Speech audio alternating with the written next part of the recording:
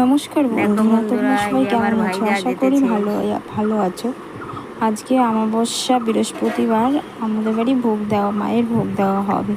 তো দেখো, সকালে উঠে আমি উঠোন লেপে নিলাম, লেপে নিচ্ছি। এবার লেপে দিদি দেখো কলে বাসন ধুচ্ছে।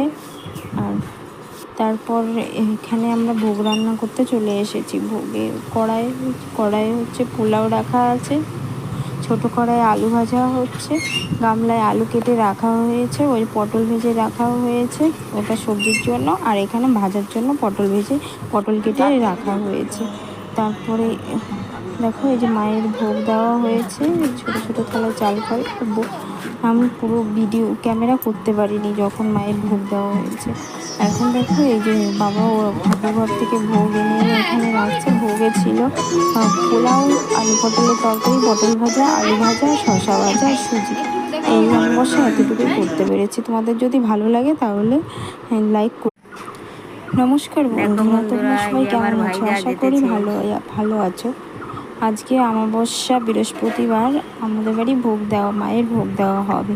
তো দেখো, সকালে উঠে আমি উঠোন লেপে নিলাম, লেপে নিচ্ছি। এবার লেপে দিদি দেখো কলে বাসন ধুচ্ছে। আর তারপর এখানে আমরা ভোগ রান্না করতে চলে এসেছি। ভোগে কড়াই হচ্ছে পোলাও রাখা আছে, ছোট কড়াই আলু ভাজা হচ্ছে, গামলায় আলু কেটে রাখা হয়েছে, ওই পটল ভেজে রাখা হয়েছে, ওটা সবজির জন্য। আর এখানে ভাজার জন্য পটল কেটে রাখা হয়েছে। তারপরে দেখো, এই যে মায়ের ভোগ দেওয়া হয়েছে, ছোট ছোট থালায় চাল ফল। আমি পুরো ভিডিও ক্যামেরা করতে পারিনি যখন মায়ের ভোগ দেওয়া হয়েছে। এখন দেখো, এই যে বাবা ও ঠাকুরঘর থেকে ভোগ এনে এখানে রাখছে। ভোগে ছিল পোলাও, আলু পটলের তরকারি, পটল ভাজা, আলু ভাজা, শসা ভাজা আর সুজি। এই অমাবস্যা এতটুকুই করতে পেরেছি। তোমাদের যদি ভালো লাগে তাহলে লাইক।